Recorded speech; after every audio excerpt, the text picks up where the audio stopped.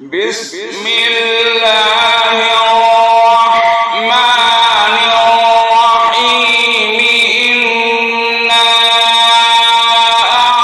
اعطیناک الکوثر فصل لربک وانحر ان شانئک هو الابتر۔ بسم اللہ الرحمن الرحیم الحمد للہ رب العالمین والصلاة والسلام علی اشرف الانبیاء والمرسلین۔ عزیز طلباء و طالبات،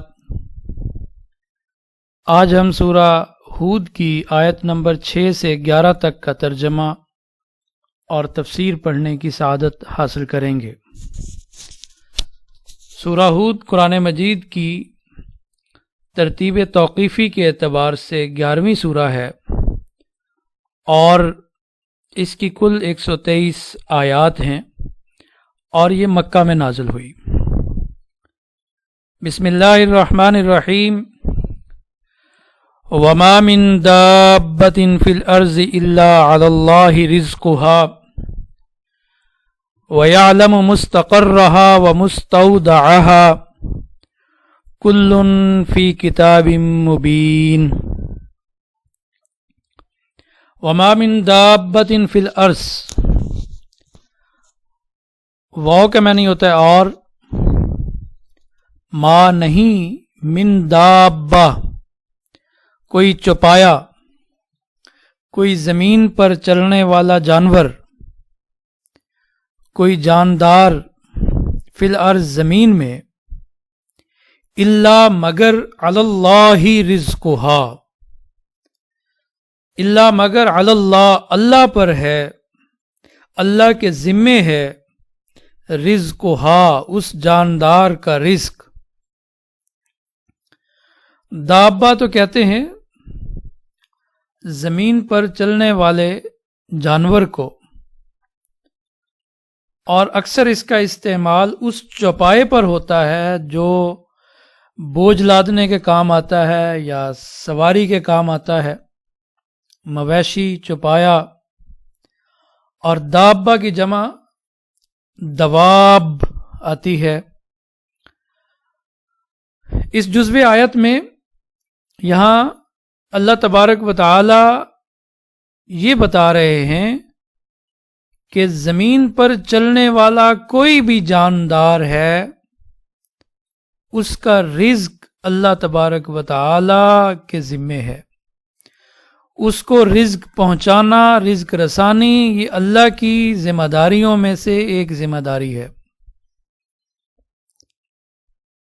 اور یہ ذمہ داری اللہ پر کسی اور نے نہیں لگائی، بلکہ اللہ تبارک و تعالی نے اپنے فضل سے اس ذمہ داری کو اپنے اوپر لاگو کیا، اور ہر جاندار کا، ہر زمین پر رہنے والے جانور، اور اس میں انسان بھی شامل ہے، سب کی رزق کی ذمہ داری اللہ تبارک و تعالی کے ذمے ہے۔ اللہ تبارک و تعالی ہی حقیقی رزق رساں ہے، اللہ ہی رزق دینے والا ہے۔ تو اللہ تبارک و تعالی فرما رہے ہیں کہ یہ رزق کا معاملہ یہ میری ذمہ داری ہے، اور ہمیں اس پر ایمان ہونا چاہیے۔ آج ہم دیکھتے ہیں کہ کوئی آدمی کرپشن کر رہا ہے، اور کیوں کر رہا ہے؟ تاکہ وہ اپنے رزق میں، اپنے ذرائع آمدن میں اور اضافہ کرے۔ اور جب انسان کو یہ یقین ہو کہ رزق کا معاملہ تو اللہ کے ہاتھ میں ہے، تو پھر وہ کبھی مالی بدعنوانی کی طرف نہ جائے۔ سنن ترمذی کے اندر ایک حدیث پاک ہے جس کے راوی جناب سیدنا عمر بن خطاب رضی اللہ تعالی عنہ ہیں۔ وہ فرماتے ہیں، قال رسول اللہ صلی اللہ علیہ وسلم لو انکم کنتم توکلون علی اللہ حق توکلی، کہ اگر تم اللہ پر بھروسہ رکھو، اللہ پر تم بھروسہ کرتے، اللہ پر توکل کرتے جیسا کہ اس پر توکل کرنے کا حق ہے۔ لَرُزِقْتُمْ كَمَا تُرْزَقُ الطَّيْرُ، تو تمہیں بھی ویسا رزق دیا جاتا جیسے پرندوں کو رزق دیا جاتا۔ کیسے؟ تغدو خماسن وتروح بطانن، کہ وہ صبح اپنے گھروں سے خالی پیٹ نکلتے ہیں اور جب شام کو اپنے گھروندوں میں، اپنے ٹھکانوں میں لوٹتے ہیں تو وہ سیراب ہوئے ہوتے ہیں، پیٹ بھرے ہوتے ہیں۔ تو اللہ تبارک و تعالی پر ہمیں اس بات کا ایمان رکھنا چاہیے کہ رزق کی ذمہ داری اس کے ہاتھ میں۔ صحیح مسلم کی ایک روایت ہے کہ رسول اللہ صلی اللہ علیہ وسلم نے ارشاد فرمایا کہ اللہ تبارک و تعالی نے آسمانوں اور زمین کی تخلیق سے 50,000 سال قبل مخلوق کی تقدیر لکھی۔ اس وقت اس کا عرش پانی پر تھا۔ تو یہ اللہ کے ہاں مقدر ہے کس کو کتنا رزق دیا جانا ہے، کس نے کتنی زندگی گزارنی ہے۔ تو روزی اور روٹی اور رزق کے معاملے اللہ کے ہاتھ میں۔ وَمَا مِن دَابَّةٍ فِي الْأَرْضِ إِلَّا عَلَى اللَّهِ رِزْقُهَا، اور کوئی جاندار ایسا نہیں زمین میں کہ جس کا رزق اللہ کے ذمے نہ ہو۔ وَيَعْلَمُ مُسْتَقَرَّهَا وَمُسْتَوْدَعَهَا، وَيَعْلَمُ، اور وہ جانتا ہے، وہ رازق، وہ اللہ جانتا ہے، مستقرها، اس کے مستقر کو، وَمُسْتَوْدَعَهَا، اور اس کے مستودع کو۔ مستقر اور مستودع، اس کی تفسیر میں علماء کا اختلاف ہے، مفسرین کے مختلف اقوال ہیں۔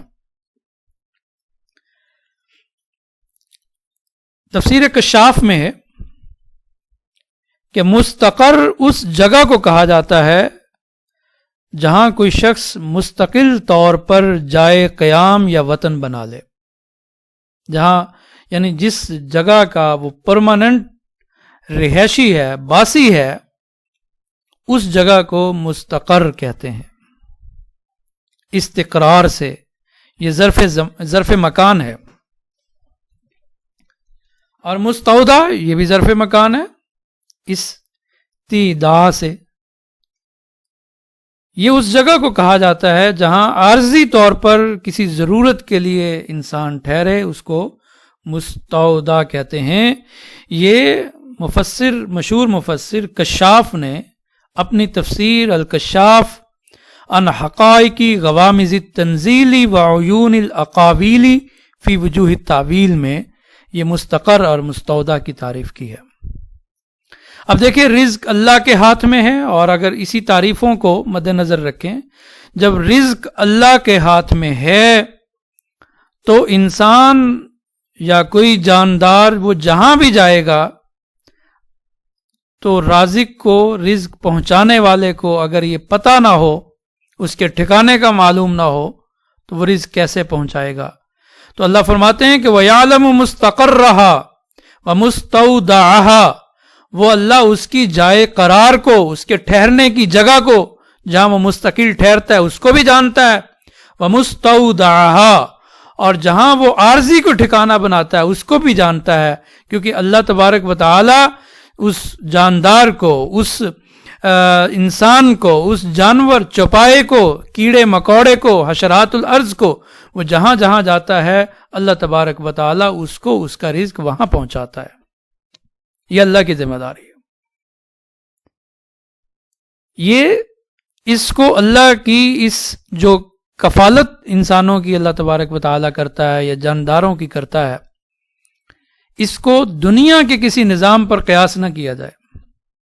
مثال کے طور پر اگر کوئی حکومت، کوئی ادارہ کچھ لوگوں کے، افراد کی کچھ تعداد میں اگر ان کی کفالت کرتا ہے وہ ادارہ یا حکومت کہ جی ان کی روزی روٹی، کھانے پینے، لباس کی ذمہ داری ہماری ہے، تو جب وہ شخص، وہ افراد یا وہ جماعت اگر وہاں سے کسی اور جگہ منتقل ہوتی ہے تو اس کو بتانا پڑتا ہے کہ اب ہم اس جگہ کو چھوڑ کر وہاں جا رہے ہیں اور ہماری اب روزی رسانی، رزق رسانی کا بندوبست وہاں اس شہر میں کر دیا جائے. مگر اللہ کو یہ بتانے کی ضرورت نہیں ہے. اللہ کو انسان کے، جاندار کے، حشرات الارض کے، جانوروں کے، پرندوں کے اور سمندر میں رہنے والی تمام مخلوقات کے تمام ٹھکانے، چاہے وہ مستقل ہوں یا عارضی ہوں، اللہ کے علم میں ہے، اور اللہ تبارک و تعالی ان تک ان کا رزق پہنچاتا ہے. اگر علم میں نہ ہو تو پھر رزق پہنچانا کیسے ممکن ہوگا؟ تو یہاں اللہ نے اس جزو آیت میں 3 چیزیں بیان کی ہیں. ایک کا بھی ہوگا کہ تمام جاندار جو زمین میں بستے ہیں، زمین کے اوپر ہوں یا زمین کے نیچے ہوں، ان سب کی رزق کی ذمہ داری اللہ تبارک و تعالی پر ہے. اور دوسری آیت یہ بتائی کہ اللہ ان کے عارضی ٹھکانوں کو اور مستقل ٹھکانوں کو جانتا ہے. تو یہ مستقر کا اور مستودع کا وہ مفہوم اس کے ساتھ ہم نے ترجمہ کیا جو امام کشاف نے بیان کیا. لیکن اس کا زیادہ مشہور جو مفسرین کے ہاں ہے کہ وہ کہتے ہیں مستقر، جائے قرار، جہاں انسان ٹھہرتا ہے، اور مستودع، سونپے جانے کی جگہ، جہاں اس کو سپرد کیا جاتا ہے. تو اکثر مترجمین نے اس کا ترجمہ یہ کیا ہے کہ اللہ تبارک و تعالی اس جاندار کی جائے قرار کو، جہاں وہ ٹھہرا ہوا ہے، اس کو بھی جانتا ہے، اور مستودع، اور اس کو جہاں اس نے وہ سونپے جانا ہے، یعنی قبر، جہاں منو مٹی کے نیچے جانا ہے، اللہ تبارک و تعالی اس کے اس ٹھکانے کو بھی جانتا ہے. اور بعض نے حضرت ابن عباس رضی اللہ تعالی عنہما سے جو مستقر کی تعریف ہے یا تشریح ہے، وہ یہ ہے کہ وہ جگہ جہاں کسی نے اس دنیا میں زندگی کا اکثر حصہ بسر کیا ہو اسے مستقر کہتے ہیں، اور مستودع وہ جگہ جہاں وہ دفن ہوا ہو. اس کی تفسیر میں مستقر سے مراد رحم مادر بھی آتا ہے، اور مستودع سے مراد صلب پدر بھی آتا ہے، اور بھی روایات آتی ہیں. تو اللہ تبارک و تعالی اس دابہ کے، یہ مستقر رہا کا ہا کا مرج دابہ ہے، اس جاندار کو مستقل ٹھکانے کو بھی یا ٹھہرنے کی جگہ کو بھی جانتا ہے، اور مستودعہا، اور اس کے سپرد کرنے کی جگہ کو بھی جانتا ہے. کلن فی کتاب مبین، کلن یہ سب کا سب، فی کتاب مبین ایک واضح کتاب میں لکھا ہوا ہے، ایک روشن کتاب میں یہ ساری چیزیں لکھی ہوئی ہیں کہ کس نے کب پیدا ہونا ہے، کب مرنا ہے، کب اس کو رزق دیا جائے گا، کتنا دیا جائے گا. ایک واقعہ سنیے، امام قرطبی نے اس آیت کی تفسیر میں ایک واقعہ نقل کیا ہے کہ جناب ابو موسیٰ اشعری اور ابو مالک وغیرہ جو ہے، انہوں نے ایک واقعہ نقل کیا قبیلہ اشعریین کا، کہ یہ لوگ ہجرت کر کے مدینہ طیبہ پہنچے، اور جو کچھ توشہ اور کھانے پینے کا سفر خرچ وہ لائے تھے ان کے پاس ختم ہو گیا. تو انہوں نے اپنا ایک آدمی نبی اکرم صلی اللہ علیہ وسلم کی خدمت میں اس غرض کے لیے بھیجا کہ آپ علیہ الصلاۃ والسلام ان مسافران کے لیے کچھ کھانے پینے کا انتظام فرما دیں. اور آپ علیہ الصلاۃ والسلام کا یہ طریق بھی تھا کہ آپ مہمانوں کی خاطر تواضع فرمایا کرتے تھے، حتیٰ کہ اپنی فیملی پر بھی مہمانوں کو ترجیح دیا کرتے تھے. مگر جب یہ شخص آپ صلی اللہ علیہ وسلم کے در دولت پر پہنچا تو اندر سے آواز آئی، اور رسول اللہ صلی اللہ علیہ وسلم اس آیت کی تلاوت فرما رہے تھے، وَمَا مِن دَابَّةٍ فِي الْأَرْضِ إِلَّا عَلَى اللَّهِ رِزْقُهَا وَيَعْلَمُ مُسْتَقَرَّهَا وَمُسْتَوْدَعَهَا كُلٌّ فِي كِتَابٍ مُبِينٍ. اور یہاں بتاتا چلوں ہر چیز ایک روشن کتاب میں لکھی ہوئی ہے، یعنی لوح محفوظ میں. یہ تمام ڈیٹیلز اللہ کے علم میں بھی ہیں اور اللہ نے اس کو لوح محفوظ میں بھی درج کر کے رکھا. تو جب اس شخص نے جو کھانے کا انتظام کرنے کے لیے یہ کہنے کے لیے آیا حاضر ہو رہا تھا کہ اللہ کے رسول کہ ہمارے لیے کچھ کھانے پینے کا بندوبست کیجئے، جب یہ آیت سنی تو اسے خیال آیا کہ جب اللہ نے سب جانداروں کا رزق اپنے ذمے لے لیا ہے تو پھر ہم اشعری بھی اللہ کے نزدیک دوسرے جانوروں سے گئے گزرے نہیں، وہ ضرور ہمیں بھی رزق دیں گے. تو بجائے آپ صلی اللہ علیہ وسلم کے سامنے اپنی حاجت رکھنے کے تو یہ خیال کر کے واپس آ گیا کہ یہ جب ہمارا رزق اللہ کے ذمے ہے تو ہمیں بھی دے گا، سب جانداروں کا اللہ کے ذمے ہے. اور واپس آ کر اس نے اپنے ساتھیوں سے کہا کہ خوش ہو جاؤ، تمہارے لیے اللہ کی طرف سے مدد آ رہی ہے. اور اشعری قبیلے کے لوگ یہ سمجھے کہ اس نے آپ صلی اللہ علیہ وسلم کی خدمت میں جا کر درخواست کی ہوگی اور آپ نے ان سے وعدہ کیا کہ چلیں آپ چلیں، میں آپ کے لیے کچھ بندوبست کرتا ہوں. حالانکہ یہ تو پھر آپ صلی اللہ علیہ وسلم سے ملے ہی نہیں، ایسے ہی واپس آ گیا. اور اس کے ساتھ ہی مطمئن ہو گیا کہ آپ صلی اللہ علیہ وسلم نے وعدہ فرمایا ہوگا اور بیٹھ گئے.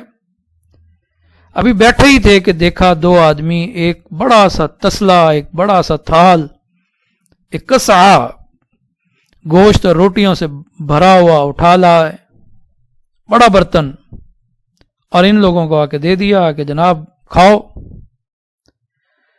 تو انہوں نے خوب سیر ہو کر کھایا اور پھر بھی بچ گیا. تو ان لوگوں نے مناسب سمجھا کہ باقی کھانا جو ہے وہ رسول اللہ صلی اللہ علیہ وسلم کی خدمت میں واپس بھیج دیا جائے، کیونکہ انہیں لگا کہ یہ رسول اللہ صلی اللہ علیہ وسلم نے انتظام فرمایا، تاکہ آپ بھی اپنی ضرورت جو ہے اس سے پوری فرما لیں. دو آدمیوں کو کھانا دے کر آپ صلی اللہ علیہ وسلم کے پاس بھیج دیا.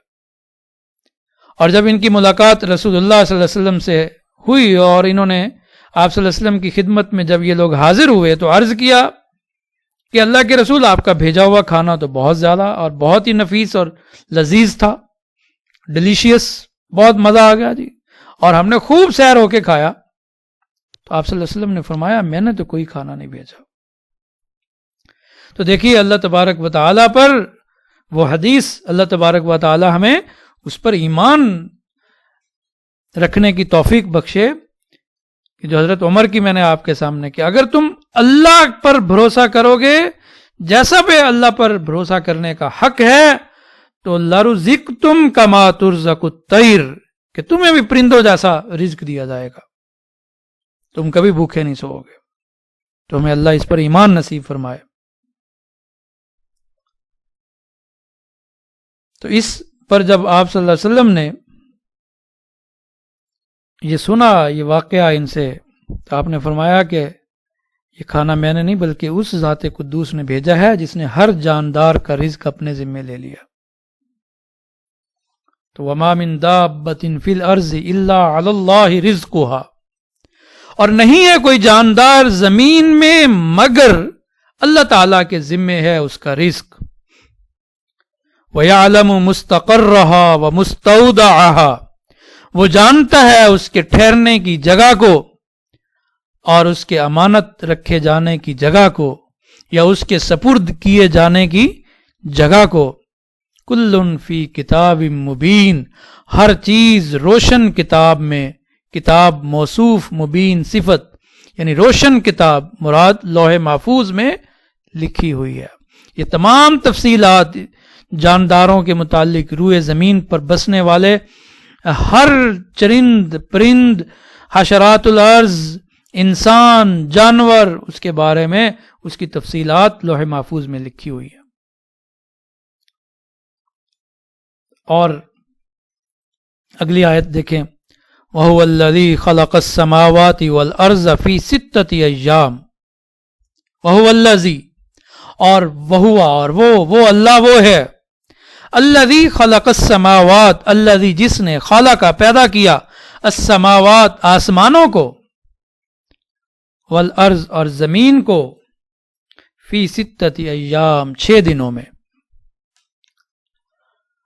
وہ اللہ وہ ہے جس نے آسمانوں اور زمین کو 6 دن میں بنایا.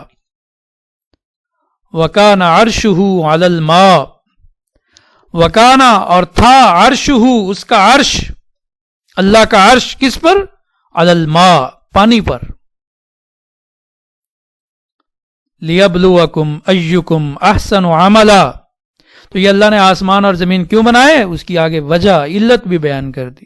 لی تاکہ، یبلوا وہ آزمائے، کم تمہیں، تاکہ وہ تمہیں آزمائے، تمہیں جانچے، تمہیں پرکھے، تمہارا امتحان لے. کس بات کا امتحان لے؟ ایکم احسن عملا، ایکم تم میں سے کون ہے احسن عملا، احسن عملا عمل کے اعتبار سے اچھا، یعنی یہ آزمائے کہ تم میں سے اچھے عمل کس کے ہیں، عمل کے اعتبار سے کون بہتر ہے.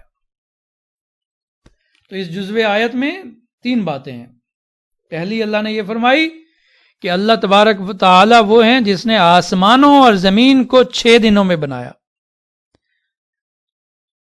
اور اس وقت آسمان اور زمین کے بنانے سے پہلے بھی اللہ کا عرش موجود تھا. اور وہ کہاں تھا؟ وَكَانَ عَرْشُهُ عَلَى الْمَاءِ، اس کا عرش کس پر تھا؟ پانی پر تھا.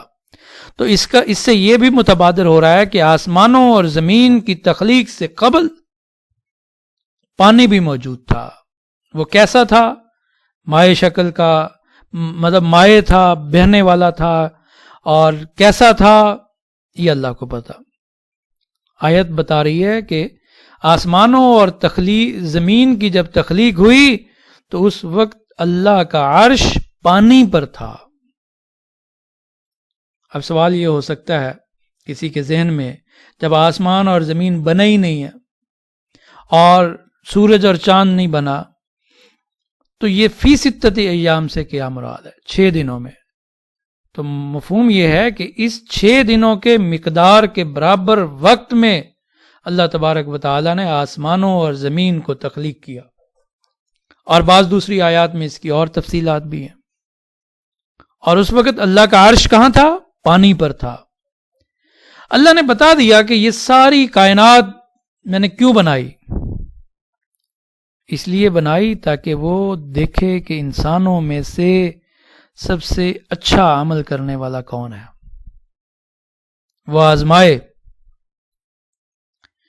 تو زمین و آسمان کی تخلیق اور اس کے اندر جو ایک نظام پورا چل رہا ہے، یہ جو پوری کائنات کا ایک سسٹم ہے، یہ محض اس لیے تخلیق کیا گیا ہے تاکہ لیبلوکم ایکم احسن عملا، تاکہ وہ اللہ آزمائے، جانچے، پرکھے تم میں سے بہترین عمل کرنے والا کا، احسن عمل کس کا ہے، تاکہ جو اچھے عمل کرنے والے ہیں ان کو اجر اور ثواب ملے، اور آخرت میں ان کے لیے دائمی نعمتیں ہوں. اور جو اللہ کی نافرمانی کریں، جن کے اعمال اچھے نہ ہوں، جو رسول اللہ صلی اللہ علیہ وسلم کی اتباع اور پیروی سے اپنے آپ کو ہٹا لیں، تو پھر ان کا مقدر جہنم ہو، انہیں سزا ملے. تو وَهُوَ الَّذِي خَلَقَ السَّمَاوَاتِ وَالْأَرْضِ، وہ اللہ وہ ہے جس نے آسمانوں کو پیدا کیا، والارض اور زمین کو پیدا کیا، فی 6 ایام 6 دنوں میں. وکان عرشہ علی الماء، اور اس کا عرش، اللہ کا عرش، علی الماء پانی پر تھا. لیبلوکم ایکم احسن عملا، لیبلوکم تاکہ وہ تمہیں آزمائے، تمہیں جانچے کہ ایکم احسن، تم میں سے کون ہے احسن عملا، بہترین عمل والا. تو یہاں مفسرین نے ایک نکتہ بھی یہ بھی بیان کیا کہ کوئی بھی عمل یہاں اللہ تبارک و تعالی نے یہ نہیں فرمایا کہ تاکہ وہ آزمائے تمہیں، تم میں سے زیادہ عمل کرنے والا کون ہے. زیادہ کثرت یا مقدار میں زیادہ عمل اللہ کو مطلوب نہیں ہے. اللہ کو حسن عمل مطلوب ہے، بہترین. اور وہ کون سا ہوگا؟ جو اللہ کے حکم کے مطابق ہو، رسول اللہ صلی اللہ علیہ وسلم کی اتباع اور پیروی میں ہو، رسول اللہ صلی اللہ علیہ وسلم کے طریقے کے مطابق ہو، اور صرف اللہ کی رضا کے لیے وہ عمل ہو. یہ اچھا عمل ہے. تو یہ تھوڑا سا بھی عمل ہو تو اللہ کے ہاں اس کی ویلیو ہے. اور اگر بہت عمل ہو، تعداد کے اعتبار سے زیادہ اعمال ہوں، مگر وہ خلوص دل سے نہ ہو، اللہ کی رضا کے لیے نہ کیے گئے ہوں، ریا دکھاوے کے لیے کیے گئے ہوں، دنیا میں شہرت حاصل کرنے کے لیے کیے گئے ہوں، یا وہ عمل رسول اللہ صلی اللہ علیہ وسلم کے بتائے ہوئے طریقے کے مطابق نہ ہو بلکہ اس کے خلاف ہو، تو ایسا عمل بھی قابل قبول نہیں ہے، وہ اللہ کے ہاں اس کی قدر و قیمت نہیں ہوگی۔ تو لیبلوکم ایکم احسن عملا، تو اس نے سارا یہ نظام کیوں پیدا کیا، تمہیں کیوں پیدا کیا؟ تاکہ وہ تم آزمائے کہ تم میں عمل کے لحاظ سے کون بہتر ہے۔ وَلَئِن قُلْتَ إِنَّكُمْ مَبْعُوثُونَ مِن بَعْدِ الْمَوْتِ، وَلَئِن اور البتہ اگر، قلتا اے محمد صلی اللہ علیہ وسلم آپ کہیں، ان لوگوں سے مخاطب ہو کر یہ فرمائیں کیا، انکم مبعوثون من بعد الموت، انکم بے شک تم، مبعوثون دوبارہ زندہ کیے جاؤ گے، زندہ کر کے اٹھائے جاؤ گے، تمہیں من بعد الموت، موت کے بعد، تمہیں مرنے کے بعد زندہ کر کے دوبارہ اٹھایا جائے گا، تمہارے اعمال کا حساب ہوگا۔ اگر تم انہیں کہو تو لَيَقُولَنَّ الَّذِينَ كَفَرُوا، لَيَقُولَنَّ تو ضرور کہیں گے کون، الَّذِينَ كَفَرُوا وہ لوگ جو کافر ہیں، تو کافر جواب میں ضرور کہیں گے ان ھذا الا سحر مبین، ان ھذا نہیں ہے یہ، الا مگر، سحر مبین کھلا جادو، یہ کھلے جادو کے سوا کچھ نہیں ہے۔ مراد اس سے قرآن مجید ہے، یہ جو قرآن مجید بتاتا ہے کہ تمہیں مرنے کے بعد ایک اور زندگی دوبارہ اٹھایا جائے گا، تمہارا حساب و کتاب ہوگا، نیک لوگ جو ہے وہ جنت میں ہوں گے اور برے لوگ کافر لوگ جہنم میں ہوں گے، تو یہ جو قرآن تمہیں بتاتا ہے تو اس کے بارے میں جو کافر ہیں وہ کہتے ہیں کہ ان ھذا الا سحر مبین، یہ تو کھلا جادو ہے، یعنی قرآن مجید یہ کھلا جادو ہے۔ جادو سے کیوں تشبیہ دی، جادو کیوں کہا قرآن مجید کو؟ تو مفسرین نے یہاں ایک نقطہ بیان کیا کہ جادو اس لیے انہوں نے جادو سے تشبیہ دی کہ جادو بھی مؤثر ہوتا ہے، وہ اثر کرتا ہے لیکن وہ باطل ہوتا ہے۔ تو یہ مشاہدہ کر رہے تھے کفار مکہ کہ قرآن اثر تو ڈالتا ہے، اثر پذیری کا وہ مشاہدہ کر رہے تھے، اس لیے انہوں نے اس کو جادو کہا، کہ جو یہ خبریں دیتا ہے کہ اس زندگی مرنے کے بعد دوبارہ ایک زندگی ہوگی، زندہ کیا جائے گا، یہ کھلے جادو کے سوا کچھ نہیں ہے، تو وہ قیامت کے منکر ہیں۔ تو اللہ فرما رہے ہیں وَلَئِن قُلْتَ، اے محمد صلی اللہ علیہ وسلم اگر آپ ان سے کہیں اِنَّكُمْ مَبْعُوثُونَ مِن بَعْدِ الْمَوْتِ، کہ تمہیں موت کے بعد دوبارہ زندہ کیا جائے گا، تو لَيَقُولَنَّ الَّذِينَ كَفَرُوا تو کافر ضرور کہیں گے، اس کے جواب میں کیا کہیں گے، ان ھذا الا سحر مبین، یہ تو کھلا جادو ہے۔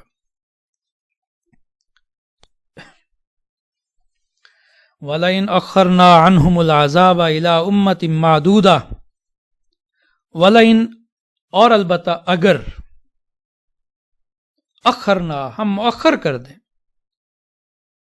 عنہم ان سے، کافروں سے، العذاب عذاب، الی امت معدودہ ایک مقرر وقت تک، معدودہ جو گنی جا سکے، امہ کا معنی یہاں مدت ہے، اگر ہم ایک معین مدت تک، ایک ایسی مدت تک جسے گنا جا سکے، ایک چند دنوں تک ہم انہیں مہلت دے دیں اور عذاب کو ان سے کیا کر دیں، مؤخر کر دیں، لَيَقُولُنَّ مَا يَحْبِسُ، لَيَقُولُنَّ وہ تو ضرور کہیں گے، ما يحبسو کس چیز نے اسے روک رکھا ہے، یعنی وہ تانے دیں گے، مذاق اڑائیں گے کہ عذاب آیا کیوں نہیں۔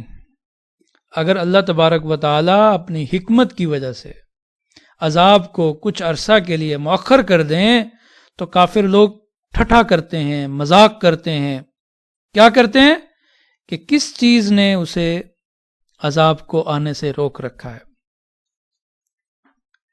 اللہ یوم یاتیہم، اللہ خبردار سن لو، یوم اس دن جس دن یاتیہم وہ ٹپکے گا ان کے پاس آئے گا، یعنی وہ عذاب، لیسا مصروفن عنہم، لیسا نہیں، مصروفن عنہم، ان سے ٹالا جائے گا.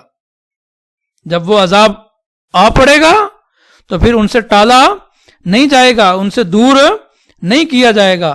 وحاق بہم، اور وہ گھیر لے گا ان کو، ما کانوا بہ یستہزئون، ما جس سے کانو تھے، بھی اس کے ساتھ، یستہزئون استہزاء کرتے، مذاق اڑایا کرتے.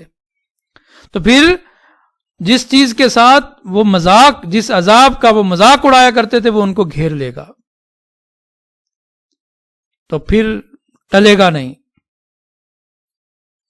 تو اس آیت میں اللہ تبارک و تعالیٰ یہ فرما رہے ہیں کہ اگر ہم ایک مدت تک، ایک معین مدت تک اپنی کسی حکمت کی وجہ سے عذاب میں تاخیر کر دیں، تو یہ کافر لوگ مذاق اڑاتے ہیں کہ کس چیز نے وہ عذاب کو روک رکھا ہے، اب تک آیا کیوں نہیں، اب تک ہم مرے کیوں نہیں. اللہ فرماتے ہیں کہ اس کا مذاق نہ اڑاؤ، جس دن وہ ان پر آئے گا پھر وہ ٹلے گا نہیں اور ان کو گھیر لے گا جس کا وہ مذاق اڑایا کرتے تھے. یہاں ایک بات ڈسکس کرنے کی اور بھی ہے کہ امت کا لفظ قرآن مجید میں کئی بار آیا. یہاں میں نے جیسے عرض کیا، امت ایک مدت بیان کرنے کے لیے آیا ہے، لیکن قرآن مجید میں جیسے ایک اور جگہ پر سورہ یوسف کی آیت نمبر 45 میں وَذَّكَرَ بَعْدَ أُمَّةٍ، اس میں بھی یہ کہ اسے ایک مدت کے بعد یاد آیا، ایک وقت کے بعد یاد آیا. تو یہ امہ کا میں نہیں، یہاں وقت ہے، ایک مدت ہے. لیکن اس کے علاوہ بھی کئی معنوں میں یہ لفظ استعمال ہوتا ہے. مثلا امام و پیشوا، رہنما کے معنی میں بھی استعمال ہوتا ہے. جیسے قرآن کی آیت ہے ان ابراہیم کان امہ، بے شک ابراہیم ایک امام تھے، ایک پیشوا تھے. اور یہ ملت اور دین کے معنی میں بھی آیا ہے. جیسے انا وجدنا آباءنا علی امہ، کہ بے شک جیسے ہم نے اپنے باپ داداؤں کو، اپنے آباء و اجداد کو ایک دین پر پایا. جماعت اور گروہ کے معنی میں بھی آتا ہے. وَلَمَّا وَرَدَ مَاءَ مَدْيَنَ وَجَدَ عَلَيْهِ أُمَّةً مِّنَ النَّاسِ وَمِن قَوْمِ مُوسَىٰ أُمَّةً. ان دونوں آیتوں میں جماعت اور گروہ کے معنی میں ہے. اور اس مخصوص گروہ یا قوم کو بھی امت کہتے ہیں جس کی طرف کوئی رسول بھیجا گیا ہو. جیسے وَلِكُلِّ أُمَّةٍ الرَّسُولُ، ہر امت کے لیے ایک رسول ہوتا ہے. تو امت کئی معنوں میں استعمال ہوا ہے. تو یہاں امت کس معنی میں ہے؟ مدت اور وقت کے لیے. وَلَئِنْ أَخَّرْنَا عَنْهُمُ الْعَذَابَ إِلَىٰ أُمَّةٍ مَّعْدُودَةٍ، اور اگر ہم ایک معین مدت تک ان سے عذاب کو مؤخر کر دیں، لَيَقُولُنَّ مَا يَحْبِسُ، تو وہ ضرور کہیں گے کہ عذاب کو کس چیز نے روک رکھا ہے. الا سنو، یوم یأتیہم، جس دن ان پر وہ عذاب آئے گا، لیس مصروفا عنہم، تو پھر وہ ان سے ٹلے گا نہیں، تو پھر وہ ان سے دور نہیں کیا جائے گا. وحاق بہم ما کانوا بہ یستہزئون، اور جس عذاب کا وہ مذاق اڑایا کرتے تھے وہ ان کو گھیر لے گا.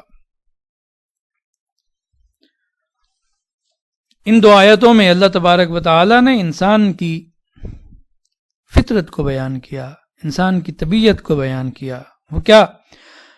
وَلَئِنْ أَذَقْنَا الْإِنسَانَ مِنَّا رَحْمَةً، وَلَئِنْ، اور اگر، البتہ اگر، اذقنا، ہم چکھائیں،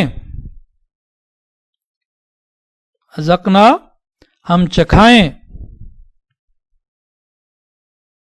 الانسان، انسان کو، منا، اپنی طرف سے، رحمہ، کوئی رحمت، کوئی نعمت کا مزہ چکھائیں، ثم، پھر، نزعنا منہ، پھر اس سے ہم چھین لیں، پھر وہ نعمت اس کے پاس سے واپس لے لیں، کھینچ لیں اس کو، اس سے.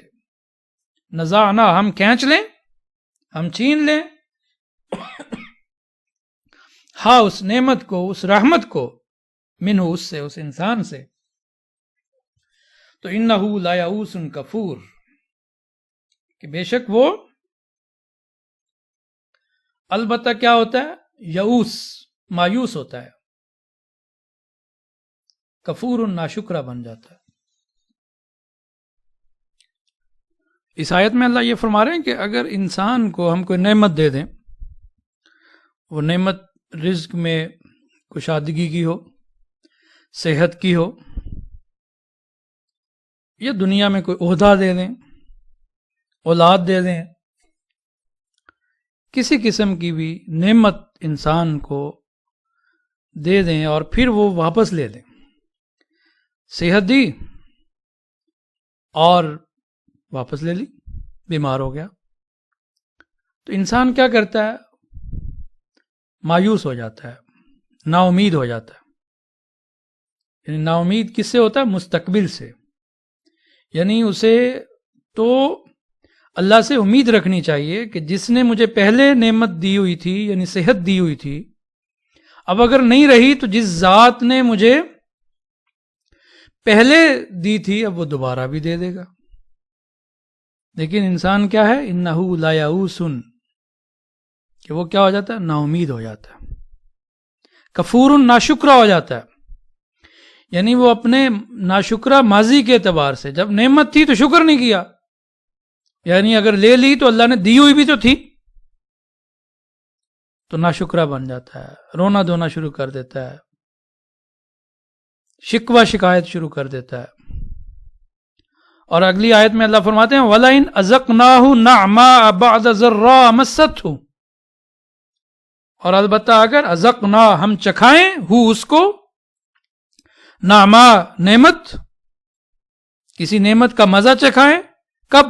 بعد ضراء مستہ، بعد اس تنگی کے، اس تکلیف کے، مستہ جس نے اس کو چھو لیا تھا، یعنی تکلیفوں کے بعد اگر نعمت دیں تو لَيَقُولَنَّ ذَهَبَ السَّيِّئَاتُ عَنِّي، تو ضرور کہے گا ذَهَبَ السَّيِّئَاتُ، برائیاں چلی گئیں، ذَهَبَ چلی گئیں، عَنِّي، مجھ سے ساری تکلیفیں دور ہو گئیں۔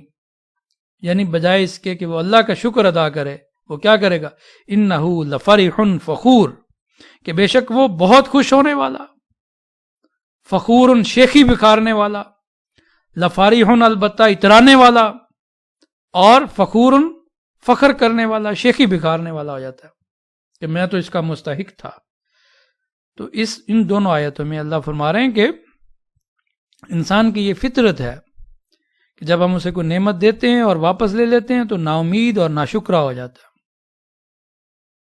اور جب ہم اس کو نعمت دیتے ہیں کسی تنگی کے بعد، کسی تکلیف کے بعد، تو وہ کہتا ہے ساری بلائیں مجھ سے چلی گئیں، میں تو میں ہوں، پھر اس پر کیا کرتا ہے، وہ اتراتا ہے، خوش ہوتا ہے، شیخیاں مارتا ہے۔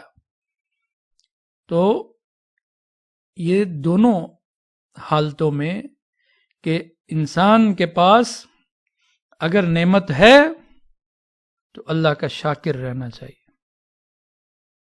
اور اگر نعمت چھن گئی تو صبر کرنا چاہیے۔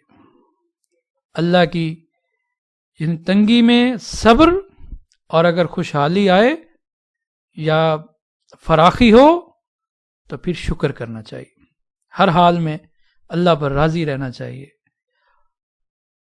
اور یہ جو اللہ تبارک و تعالیٰ نے یہ استعجال، جلد بازی کا جو انسان کی فطرت میں فرمایا، لیکن فرمایا اگلی آیت میں کہ إِلَّا الَّذِينَ صَبَرُوا وَعَمِلُوا الصَّالِحَاتِ، تو یہ ان باتوں کا اثر ان لوگوں پر نہیں ہوتا جنہوں نے صبر کیا، إِلَّا الَّذِينَ، سوائے ان لوگوں کے جنہوں نے صبر کیا، وَعَمِلُوا الصَّالِحَاتِ، اور نیک عمل کیے، اولئک لہم مغفرہ، یہ وہ لوگ ہیں کہ ان کے لیے مغفرت ہے، ان کے لیے بخشش ہوگی، وَأَجْرٌ کبیر، اور بڑا اجر ملے گا۔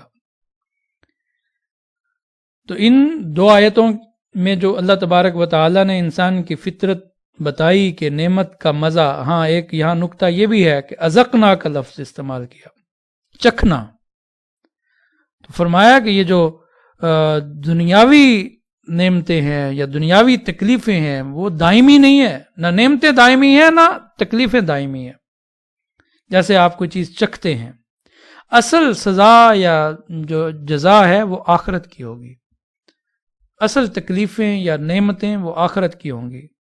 تو دنیا میں جو ہیں، اس لیے اللہ تبارک و تعالیٰ نے اس کو چکھنے سے تعبیر کیا ہے کہ وَلَئِنْ أَذَقْنَا الْإِنسَانَ مِنَّا رَحْمَةً یا وَلَئِنْ أَذَقْنَاهُ نَعْمَةً بَعْدَ ضَرَّةٍ۔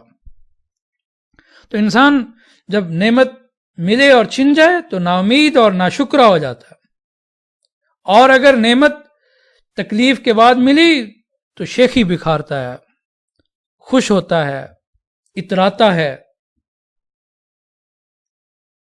اور یہ جو فطرت ہے انسان کی، یہ ان لوگوں میں نہیں ہے جو لوگ صبر کرتے ہیں اور نیک عمل کرتے ہیں۔ یعنی جتنی بھی تکلیف آئے، کوئی امتحان آئے، صحت کے حوالے سے، دولت کے حوالے سے، اولاد کے حوالے سے، تو وہ کیا کرتے ہیں؟ صبر کرتے ہیں۔ وعامل الصالحہ، اور نیک عمل کرتے ہیں۔ اولئک لہم مغفرۃ واجر کبیر، تو اللہ نے ان کے لیے 2 انعام بتائے کہ جو لوگ صبر کریں گے اور نیک اعمال کریں گے، یعنی نعمت ملی تو بجائے اترانے کے اللہ کی بارگاہ میں کیا ہوں گے؟ شکر ادا کرنے والے ہوں گے۔ اور اگر نعمت چھن گئی تو جزا فضا کرنے کی بجائے، شکوہ شکایت کرنے کی بجائے صبر کریں گے اور نیک اعمال کرتے رہیں گے۔ اولئک لہم مغفرۃ واجر کبیر، یہ وہ لوگ ہیں جن کے لیے اللہ تبارک و تعالیٰ کی طرف سے مغفرت ہوگی، واجر کبیر، اور بڑا اجر ہوگا۔ سبحانک اللہم وبحمدک اشہد ان لا الہ الا انت استغفرک واتوب الیک۔